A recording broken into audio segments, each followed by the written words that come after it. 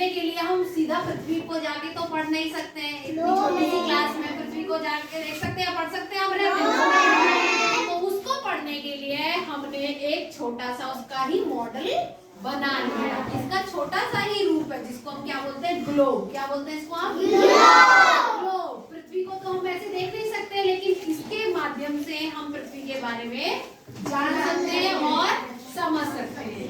मैंने पहले भी बताया था पृथ्वी की कहानी, जब आपको बताई थी कि पृथ्वी क्या थी। बहुत हजारों करोड़ों साल पहले पृथ्वी एक गर्म गैस का गोला थी। पृथ्वी एक गर्म गैस का बहुत सारे धूल, कण, मिट्टी और तरह तरह की गैसों का एक गरम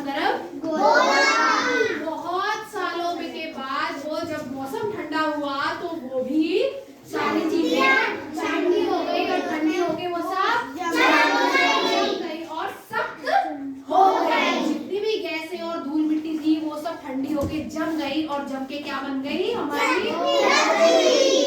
फिर पृथ्वी के ऊपर एक लेयर का जन्म हुआ, जिसको हम भूपर्पट्टी बताते हैं। पृथ्वी की 3 लेयर पड़ी थी हमने, तो इसको हम भूपर्पट्टी बोलते हैं, जिस ऊपर वाला भाग जिस पर हम रहते हैं। अच्छा, अब मुझे ये देख के बताओ कि ये पृथ्वी जो तुम देख रहे हो ये नीली ज्यादा क्यों दिखाई दे रही है?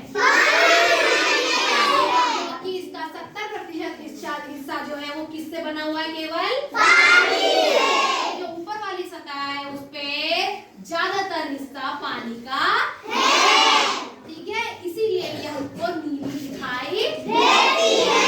और बाकी ये जो रंग बिरंगा आपको हिस्सा दिखाई दे रहा है, ये कौन सी क्या है? वो जमीन के टुकड़े। जमीन के टुकड़े वाले हिस्से को हम क्या बोलते हैं? और ये जो पानी वाला भाग है इसको क्या कहते हैं? महासागर। अच्छा, भारत कौन से महाद्वीप में है? एशिया महाद्वीप में, ठीक है, याद रहेगा। आज हम दिन और रात के बारे में जानेंगे, ठीक है, कि दिन और रात कैसे होते हैं। तो मैं आपको करके दिखाऊंगी और आप समझोगे कि दिन और रात कैसे बनते हैं, ठीक है। समझो, ये अंतरिक्ष में पृथ्वी है, सौरमंडल में पृथ्वी किसका चक्कर लगाती है? पृथ्वी किसका चक्कर लगाती है? सूरज का। तो अब हम करके देखेंगे कि दिन और रात जो है कैसे बनते हैं। सभी बच्चे बहुत ध्यान से देखेंगे, ठीक है। मैंने एक चीज आपको बताई थी कि जो पृथ्वी होती है वो अपने अक्ष पर घूमती है, और जहाँ पर सूरज होता है सूरज के भी चारों ओर घूमती है, ऐसे ऐसे करके सूरज के चारों ओर भी घूमती है, और अपने अक्ष पर भी ऐसे ऐसे घूमती है, ठीक है।